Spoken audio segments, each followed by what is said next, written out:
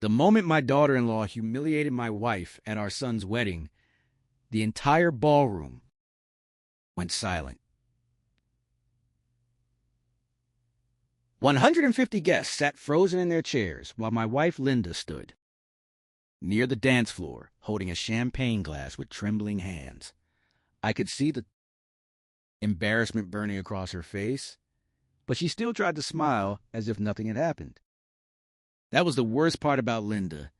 She always tried to protect everyone else from discomfort, even when she was the one being destroyed in front of a crowd. Across the room, Vanessa stood beside our son Daniel in her expensive designer wedding gown, looking proud of herself, after making a joke at Linda's expense during her speech. A few people laughed awkwardly. Others stared down at their plates. Daniel said nothing. And in that exact moment, after 34 years of loving my wife and watching her sacrifice everything for our family, I realized I could not stay quiet any longer. Linda had spent nearly an entire year helping plan that wedding. Vanessa constantly bragged online about how perfect her dream ceremony would be, but the truth was that my wife handled most of the hard work behind the scenes. She spent weekends visiting venues, comparing catering prices, and helping Daniel manage expenses because the young couple was already drowning in debt. Linda even used money from our retirement savings to help pay for the flowers and reception hall. After Vanessa insisted she wanted a luxury wedding that looked Instagram-worthy, despite everything my wife contributed, Vanessa rarely showed her respect. Every family dinner became another opportunity for subtle insults disguised as jokes. She criticized Linda's cooking, mocked her fashion sense, and rolled her eyes whenever Linda offered advice. Daniel usually avoided conflict by pretending not to notice. I kept telling myself things would improve after the wedding stress disappeared, but deep down I already feared. Vanessa enjoyed humiliating people. On the morning of the ceremony, Linda woke up before sunrise because she wanted everything to go smoothly for Daniel. She carefully ironed her dress 3 different times and spent nearly an hour deciding whether the silver necklace Daniel gave her as a child was too emotional for the occasion. I still remember how happy she looked standing in front of the mirror while tears formed in her eyes. She kept saying our son was starting a new chapter in life and that all the sacrifices we made as parents had finally been worth it. Watching her that morning reminded me of the young woman I married decades ago, the same woman who worked double shifts at a diner while raising Daniel because my construction company collapsed during the recession. Linda had always carried this family on her back without ever asking for recognition. The wedding itself looked beautiful on the surface. The ballroom glowed beneath crystal chandeliers while soft piano music echoed across the room. Guests complimented the decorations and expensive floral arrangements, unaware that Linda personally assembled many of the centerpieces in our garage just to save money. Vanessa floated through the reception like a celebrity, smiling for cameras and soaking in attention from her bridesmaids. But throughout the evening, I noticed small things that bothered me. Linda and I had been seated at a back table near the kitchen entrance, while Vanessa's distant cousins occupied the premium spots near the stage. During dinner, Vanessa barely acknowledged Linda, even though my wife had helped create nearly every detail of the event. Daniel looked nervous all night, like a man, constantly trying to prevent invisible fires from spreading. Then came the speeches. Vanessa grabbed the microphone with dramatic confidence while guests clinked glasses and prepared for sentimental wedding stories. At first, everything sounded normal. She thanked friends for attending, praised her bridesmaids, and joked about Daniel's messy apartment before they moved in together.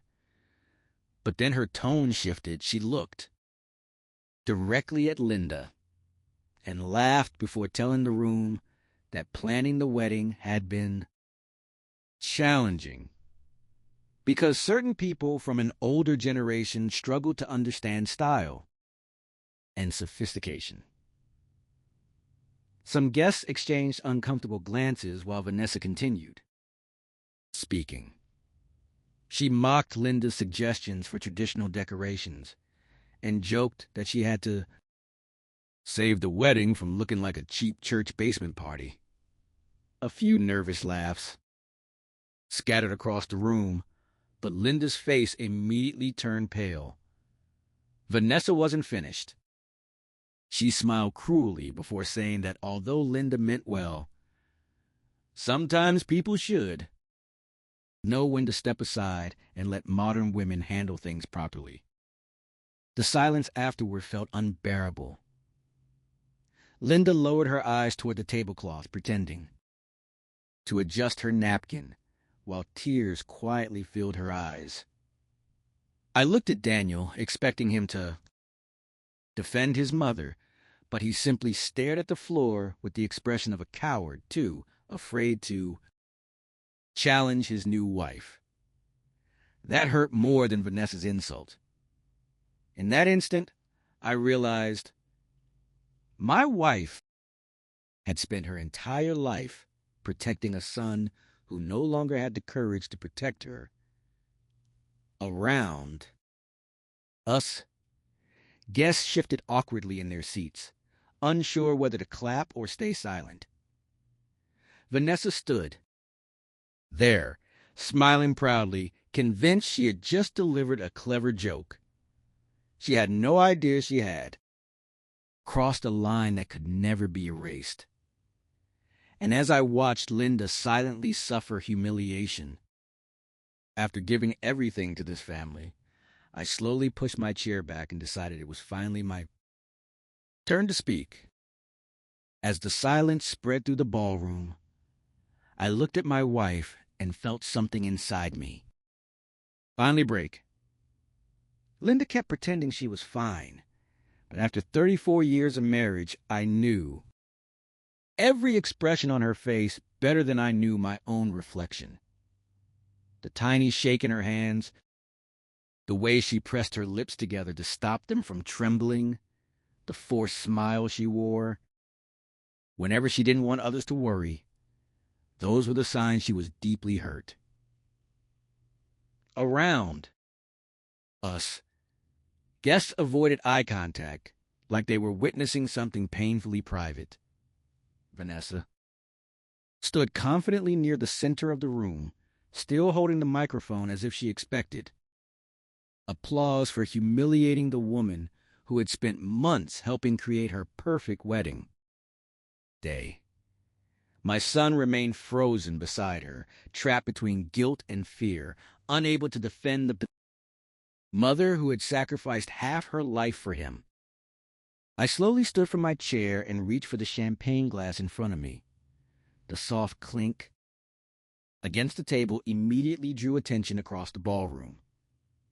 Conversation stopped completely. Even the waiters paused near the kitchen doors. Linda grabbed my wrist gently beneath the table, silently begging me not to create a scene. But this was no longer about embarrassment. This was about respect. I kissed her hand softly before walking toward the stage. Vanessa's confident smile faded the closer I came. Daniel suddenly looked nervous, probably realizing for the first time that I wasn't going to ignore what had just happened. When I reached the microphone, I noticed several guests leaning forward in anticipation. Weddings are supposed to be filled with joy, but at that moment, the entire room felt like a courtroom waiting for a verdict. I cleared my throat and looked around the ballroom before speaking calmly. I wasn't planning to. Give a speech tonight, I began, because this day was supposed to belong to Daniel and Vanessa. My voice echoed through the speakers while every guest listened carefully. But after hearing that last toast, I realized there are few things people in this room deserve to know. Vanessa crossed her arms defensively while Daniel stared at me with panic growing in his face. Linda looked horrified because she knew I rarely spoke publicly unless something truly mattered. For most of our marriage, I had been the quiet one while Linda handled emotions and relationships. But sometimes silence becomes cowardice. And I had already spent too many years staying quiet for the sake of keeping peace. I pointed gently toward the floral decorations surrounding the ballroom. You all see these centerpieces? I asked. My wife made most of them by hand in our garage because the wedding budget became too expensive. Murmurs spread through the crowd. Vanessa's bridesmaids exchanged awkward glances. I continued speaking before anyone could interrupt. That wedding cake everyone keeps complimenting? Linda spent 3 weekends helping the bakery because Vanessa changed the design 4 different times.